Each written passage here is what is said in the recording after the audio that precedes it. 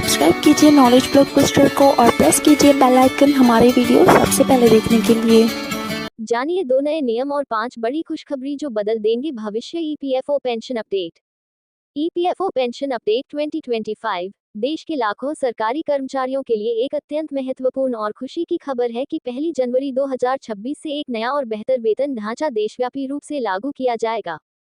इस नए वेतन ढांचे के माध्यम से कर्मचारियों के पेंशन लाभों में कई महत्वपूर्ण और सकारात्मक बदलाव देखने को मिलेंगे जो उनके भविष्य को अधिक सुरक्षित बनाएंगे।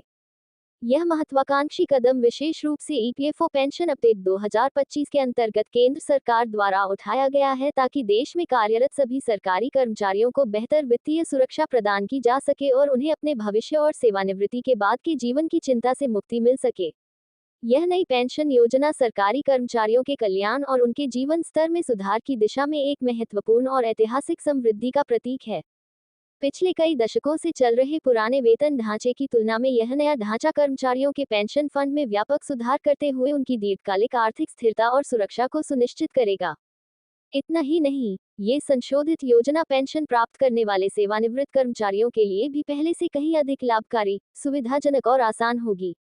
इसके अतिरिक्त इस व्यापक अपडेट से सभी सरकारी कर्मचारियों को नवीनतम नियमों, पात्रता मानदंडों और उपलब्ध विभिन्न लाभों के बारे में स्पष्ट, पारदर्शी और विस्तृत जानकारी प्रदान होगी। इस लेख में हम इस नए वेतन ढांचे और ईपीएफओ पेंशन अपडेट के सभी महत्वपूर्ण पहलुओं को सरल भाषा में समझेंगे। नई पेंशन योजना का मूल और प्राथमिक उद्देश्य देश के सभी सरकारी कर्मचारियों को उनकी सेवानिवृत्ति के बाद बेहतर, पर्याप्त और सम्मानजनक पेंशन लाभ उपलब्ध कराना तथा उनके वित्तीय भविष्य को मजबूत और सुरक्षित बनाना है। इस व्यापक योजना के अंतर्गत कर्मचारियों के मूल वेतन में वृद्धि करने के साथ साथ उनके पेंशन फंड में भी महत्वपूर्ण सुधार किया जाएगा। एम्प्लॉयज प्रोविडेंट फंड ऑर्गेनाइजेशन यानी ईपीएफओ इस महत्वाकांक्षी योजना को देश भर में लागू करने और इसके सुचारू संचालन के लिए पूरी तरह से जिम्मेदार होगा।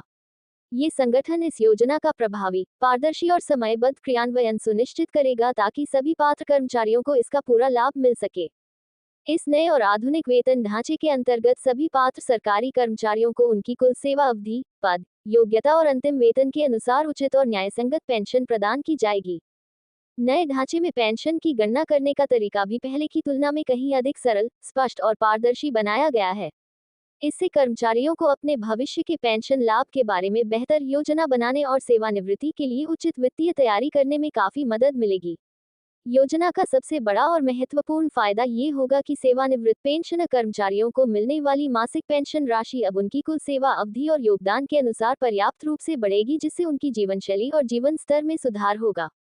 इस नए और सुधारित वेतन योजना के अंतर्गत पात्रता केंद्रीय और राज्य सरकार के नियमित कर्मचारियों से लेकर स्थायी कर्मियों तक विस्तृत होगी।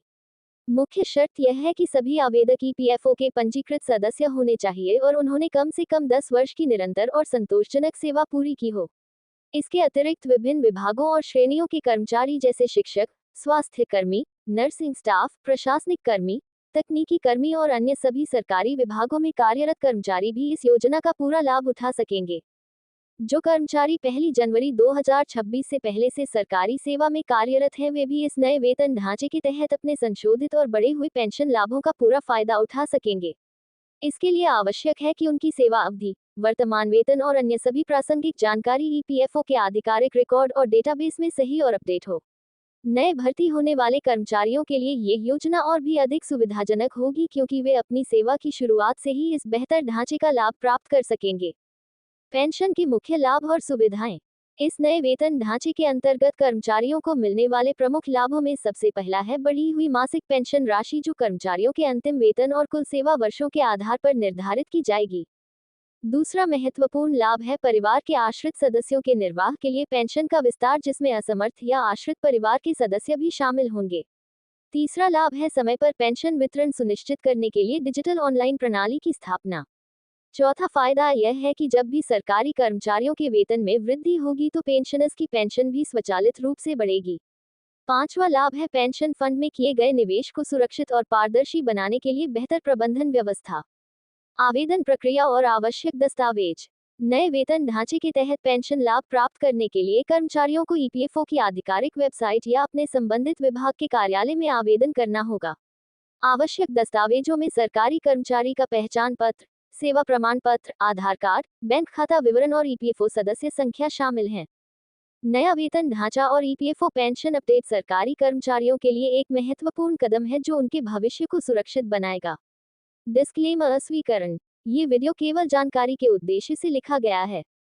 किसी भी निर्णय से पहले ईपीएफओ की आधिकारिक वेबसाइट या हेल्प डेस्क से संपर्क करें।